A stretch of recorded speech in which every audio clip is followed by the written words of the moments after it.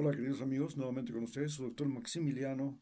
el mío que trabajaba en los Andes, la Amazonía, la costa de Ecuador, con el Seguro Social Campesino, con el Ministerio de Salud, en la frontera norte, en áreas protegidas, en zonas de alta conflictividad e incluso durante el terremoto que asoló la costa ecuatoriana, el famoso terremoto de Pedernales en abril del año 2016.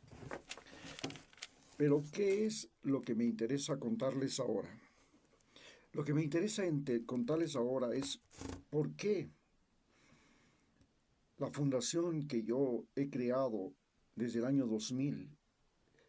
y que en este momento, en el año 2026, ha cumplido ya 25 años, en realidad 26 años, y ha tenido que pasar por momentos críticos en su misión, que ha sido la de proteger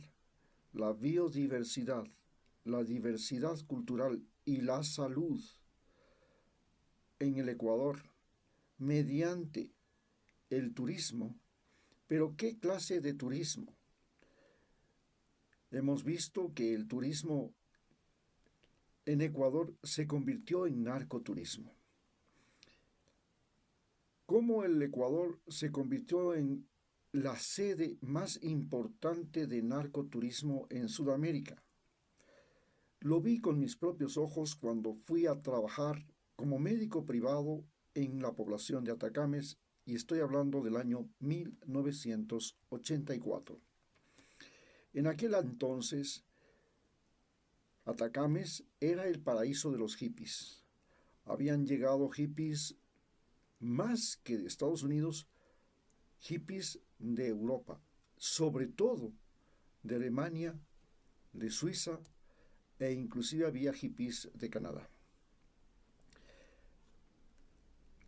En aquel momento, los hippies trajeron a Ecuador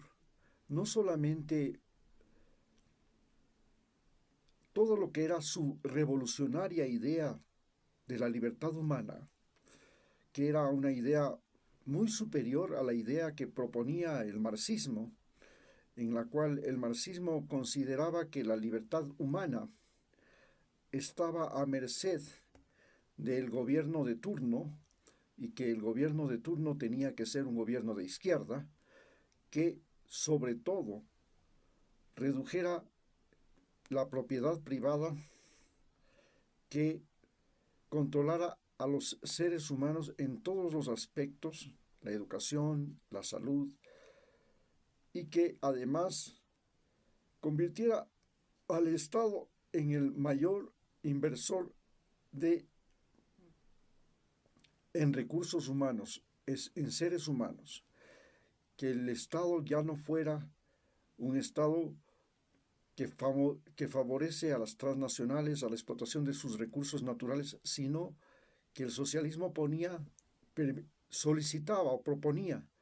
que la mayor riqueza de un país eran sus seres humanos y que el Ecuador tenía que invertir en seres humanos más que en la explotación de sus recursos naturales y en la exportación de sus recursos naturales.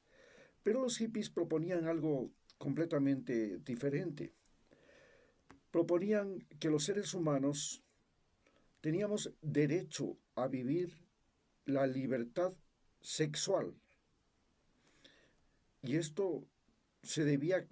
gracias a que simultáneamente, en el momento en que aparece el movimiento hippie, aparece los anticonceptivos. Y el momento que se produce la revolución de los anticonceptivos, esto es lo que inspira a la filosofía hippie, que ya las mujeres no podían ser condenadas a ser madres, a ser esposas e inclusive a tener hijos no deseados, y esto era posible gracias a los anticonceptivos. Pero además se popularizó el uso de los preservativos y esto nos ayudó a evitar enfermedades transmisibles sexuales como la sífilis, la gonorrea y algo que en ese momento no se conocía, pero que empezaba, que era el SIDA, y también otras enfermedades virales que afectaron a la relación sexual. Bien, como el papiloma, por ejemplo, ¿no? El papilomavirus, que comenzó a propagarse en aquellos tiempos. La libertad sexual que proponían los hippies era algo que contrastaba y golpeaba directamente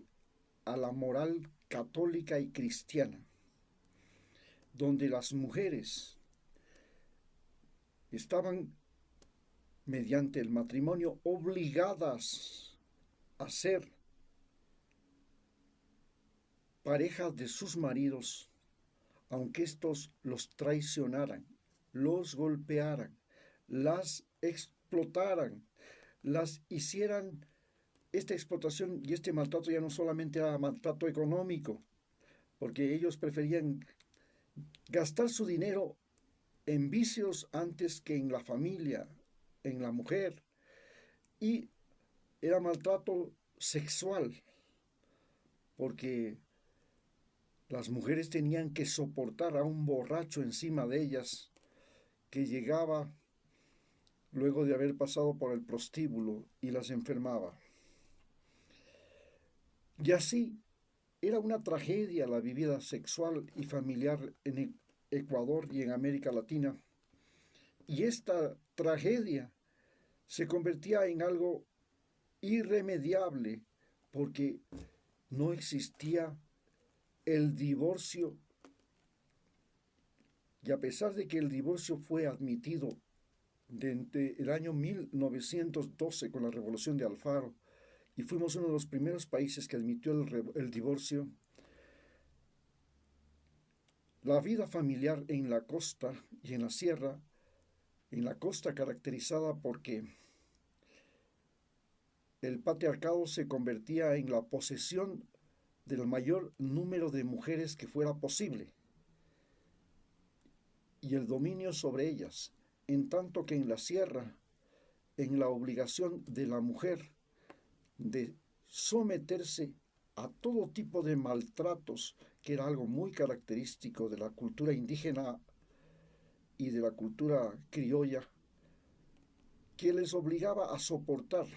todo tipo de abusos, y terminaban las indígenas diciendo: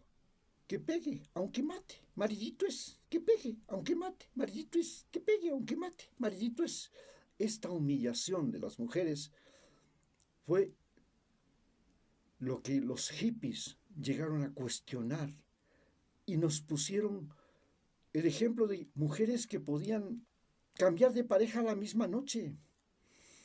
de comunidades que se ofrecían a cuidar a los niños, no importaba cuál fuera su madre, cuál fuera su padre, de gente que se pasaba tratando de desarrollar cultivos orgánicos en pequeñas fincas, artesanías como mecanismo para obtener recursos económicos, es decir, una supervivencia a partir de cosas simples y básicas, el buen trato con la naturaleza y desarrollar su creatividad, su imaginación a través de las artesanías, la bisutería. Y esto fue lo que enseñaron a los moradores de Atacames, y esto fue lo que convirtió a los moradores de Atacames en los más importantes artistas y artesanos de la Costa de Esmeraldas. Muchas gracias.